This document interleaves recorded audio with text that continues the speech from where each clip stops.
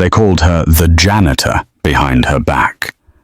Dr. Sterling, the hospital's arrogant golden boy, actually placed a $500 bet that the new middle-aged nurse wouldn't last a week at St. Jude's Elite Trauma Center. She moved too slowly. She checked charts too obsessively. She didn't fit the sleek, high-tech image of modern medicine. But the laughter died the night the doors burst open and a critical Navy SEAL unit was wheeled in. Because the dying commander didn't look at the chief of surgery. He looked at the trembling new nurse, fought through the anesthesia, and raised a shaking hand to his brow. What happened next didn't just silence the room, it ended careers. The fluorescent lights of St. Jude's Military Medical Center in Virginia hummed with an aggressive brightness, illuminating the sleek stainless steel surfaces of what was arguably the best trauma unit on the East Coast. It was a place for the best of the best. The doctors here weren't just physicians. They were gods in white coats, groomed for greatness, boasting degrees from Harvard and Johns Hopkins. And then there was Sarah. Sarah Miller stood by the supply cart in Trauma Bay 4, slowly restocking IV bags. She was 52 years old, with graying hair pulled back into a severe, unfashionable bun. Her scrubs were a size too big, hiding a frame that looked tired. She didn't move with the frantic, caffeinated energy of the younger nurses who sprinted down the halls in their tight fig scrubs. Sarah moved with a deliberate, plodding pace that drove the residents insane. "Check the expiration dates again, Sarah." Dr. Preston Sterling called out from the nurse's station, not bothering to look up from his tablet. He was 32, handsome in a jagged, sharp way, and the son of a senator. He was the chief resident, and he made sure everyone knew it. "I checked them 10 minutes ago, doctor." Sarah said, her voice raspy, like she had spent too many years shouting over noise. "Well, check them again." Sterling smirked, winking at the nurse beside him, a young woman named Brittany, who spent more time fixing her eyeliner than checking vitals. "We can't have our patients dying because Grandma forgot to read the label. Dementia is a silent killer, you know." Brittany giggled, covering her mouth. "You're terrible, Dr. Sterling." "I'm just cautious," Sterling said loudly, ensuring the entire floor could hear. "HR keeps sending us these charity cases. I mean, look at her hands. They shake." It was true. Sarah's hands had a faint, rhythmic tremor. It was subtle, but to a surgeon like Sterling, it was a glaring, neon sign of incompetence. Sarah didn't respond. She just gripped the saline bag tighter, her knuckles turning white, and continued her work. She had only been at St. Jude's for 3 weeks. In that time, she had been assigned the worst shifts, the messiest cleanups, and the most menial tasks. They treated her like a glorified maid who happened to have an RN license. "I heard she used to work at some rural clinic in Nebraska." Another resident, Dr. Cole, whispered loudly. "Probably put Band-Aids on scraped knees for 30 years. Now she thinks she can handle Tier 1 trauma care." "She won't last," Sterling said, finally standing up and smoothing his pristine white coat. "I give it 2 more days. One real emergency, one massive hemorrhage, and she'll faint. Then we can get her out of here and get someone who actually belongs in the 21st century." Sarah finished stocking the cart. She walked past them, eyes fixed on the floor. She wasn't deaf. She heard every word. The insults burned, but they were nothing compared to the phantom heat she felt on her skin, sometimes the heat of burning oil and desert sand. She went to the break room, poured herself a cup of stale coffee, and sat alone. She rubbed her right knee, which throbbed when it rained. "Just keep your head down, Sarah," she told herself. "You need this pension. You need the quiet." But the quiet was about to be shattered. The klaxon didn't just ring. It screamed. It was the specific two-tone alarm that signaled a mass casualty event involving active duty personnel. Code Black, ETA 3 minutes. Surgical teams 1 through 4 to the bay. This is not a drill. The atmosphere in the hospital shifted instantly. The casual mockery vanished, replaced by frantic, controlled chaos. "All right, people, let's move," Sterling barked, his arrogance shifting into command mode. "We have incoming from Andrews Air Force Base. Special Operations Transport. That means high-value targets and heavy trauma. Brittany, get the blood bank on the line. Cole, prep Bay 1. Sarah." He paused, looking at her with disdain as she emerged from the break room. "Sarah, you stay out of the way. Go manage the waiting room or something. I don't want you tripping over the cords when the real work starts." "I'm trauma-certified, doctor," Sarah said, her voice surprisingly steady. "I don't care what piece of paper you have," Sterling snapped. "This is a SEAL team extraction gone wrong. High-velocity rounds, shrapnel potential blast injuries. This isn't a flu shot clinic. Stay out of the way." He didn't wait for an answer. He spun around and rushed toward the ambulance bay doors. Sarah stood there for a second, the old instinct flaring up in her chest, the urge to run toward the fire. But she swallowed it down. She stepped back against the wall near the scrub sinks, making herself invisible. The double doors flew open with a violent crash. The noise was deafening. Paramedics were shouting vitals, gurneys were rattling, and the metallic smell of fresh blood filled the air instantly. Male 30s, multiple GSWs to the chest. Male 20s, blast amputation, left leg. And then the center of the chaos, a gurney surrounded by 4 MPs and 2 frantic flight medics. "Make a hole, move," a medic screamed. "We have the HVT high-value target. Commander Jack Reynolds. He's the unit leader. He took a sniper round to the upper thoracic cavity and shrapnel to the neck. BP is 70/40 and dropping." Sterling was on him instantly. "Get him to Bay 1. I want a thoracotomy tray open now. Type and cross-match for 6 units. The man on the gurney was a mountain of a human being. Even pale from blood loss, Commander Reynolds looked like he was carved from granite. His tack vest had been cut away, revealing a torso matted with blood and gauze. His eyes were fluttering, rolling back into his head. Sarah watched from the periphery. She saw the way the blood was pulsing from the neck wound. It was dark red. Venous. But the chest wound, that was the problem. She took a half step forward. She saw something the frantic residents were missing. The team swarmed the commander. Dr. Sterling was shouting orders, trying to intubate. "He's fighting the tube, push 100 of succinylcholine, hold him down." The commander was thrashing. Even half dead, his survival instinct was violent. He grabbed Dr. Cole's wrist with a bloody hand, his grip like a vice. "Restrain him," Sterling yelled.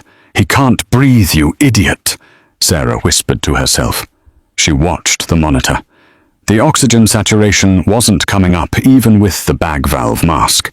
His heart rate was climbing tachycardia, but his blood pressure was narrowing. Sterling was fixated on the neck wound. "It's a jugular nick clampet. We need to stop the bleeding before we intubate." "Doctor," Sarah said. She didn't mean to speak, but the words forced themselves out. Sterling ignored her. "I said clamp it." "Can someone get this guy's arm down?"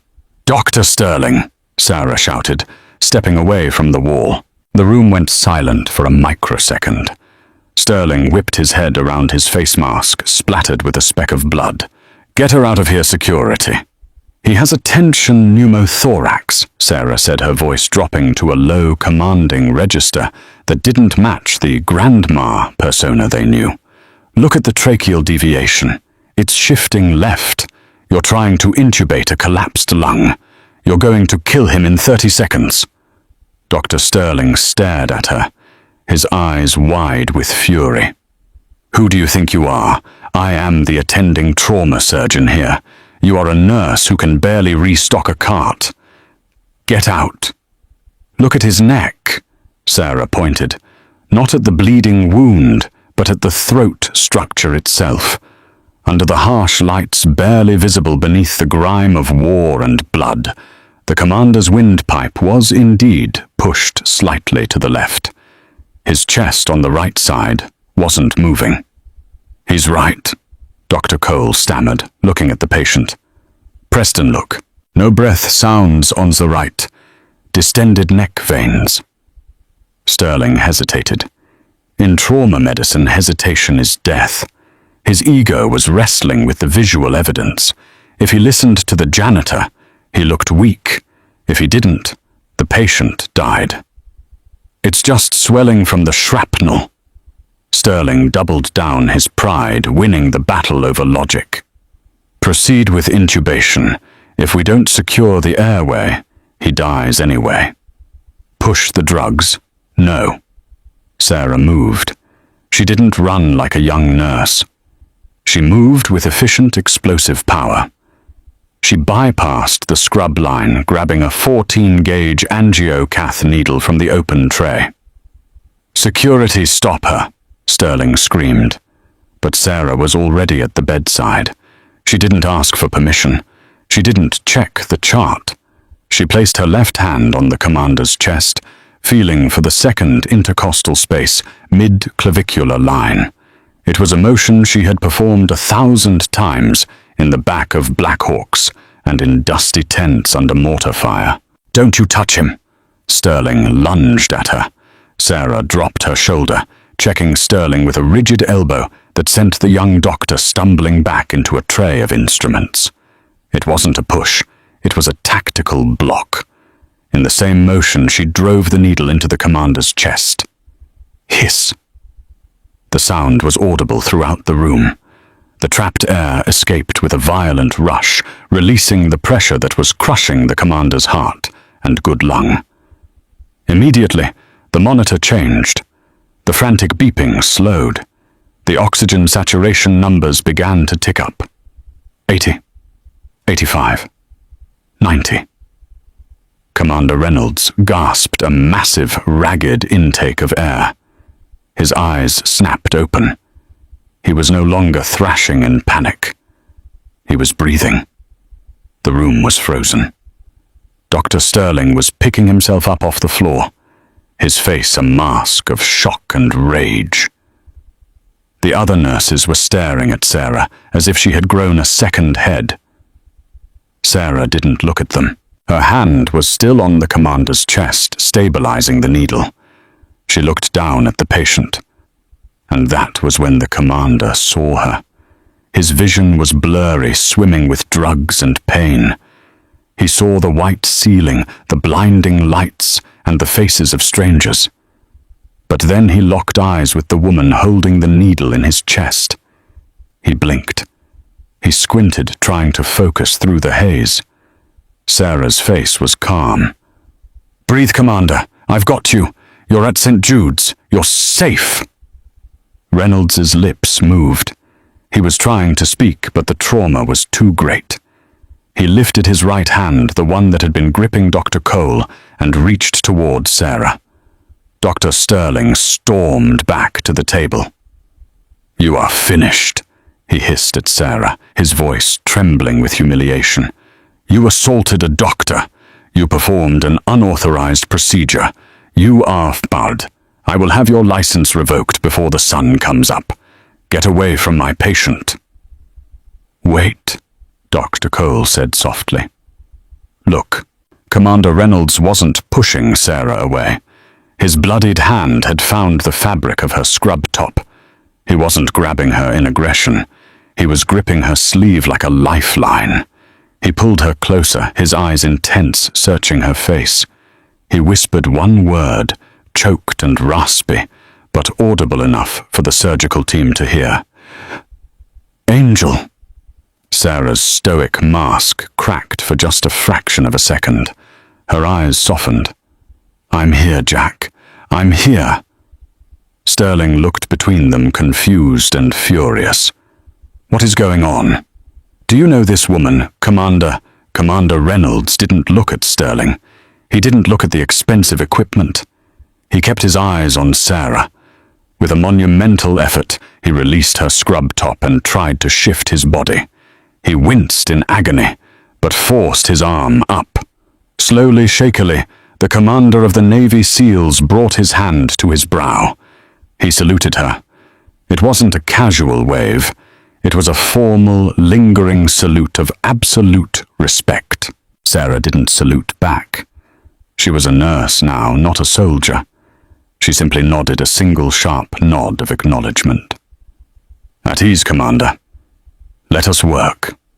Reynolds dropped his hand, his body finally relaxing as the anesthesia took him under, but a faint smile lingered on his lips. Sterling stood there, his mouth agape. The silence in the room was heavy, suffocating. "What?" Sterling whispered. "What the hell just happened?"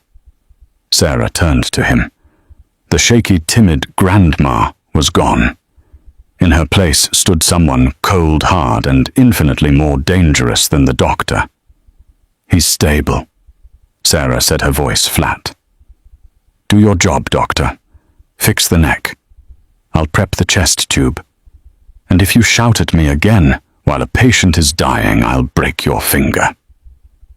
2 hours later, the adrenaline had faded, replaced by the sterile, freezing air of the hospital administration wing. Sarah sat in a plush leather chair that felt too soft, too expensive.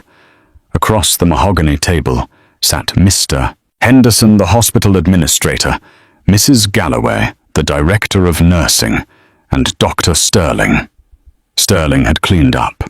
He had changed out of his bloodied scrubs into a crisp navy blue suit. He looked like the picture of medical authority. Sarah, by contrast, was still in her soiled scrubs. There was a smear of Commander Reynolds's blood on her sleeve that had dried to a rust color. She hadn't been allowed to change. They had escorted her straight from the OR to this room like a criminal. "This is a clear-cut case of gross misconduct," Sterling said, leaning back, tapping a gold pen against the table. "She not only insubordinately interrupted a critical procedure, but she also physically assaulted an attending physician. I have a bruise on my chest, Mr. Henderson. She elbowed me." Mr. Henderson, a man who cared more about liability insurance than patient care, looked over his glasses at Sarah. "Ms. Miller, is this true? Did you strike Dr. Sterling?"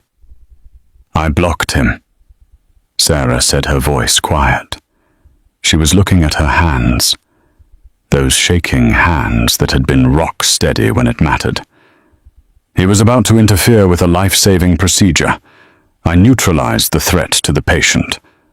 "Neutralized the threat?"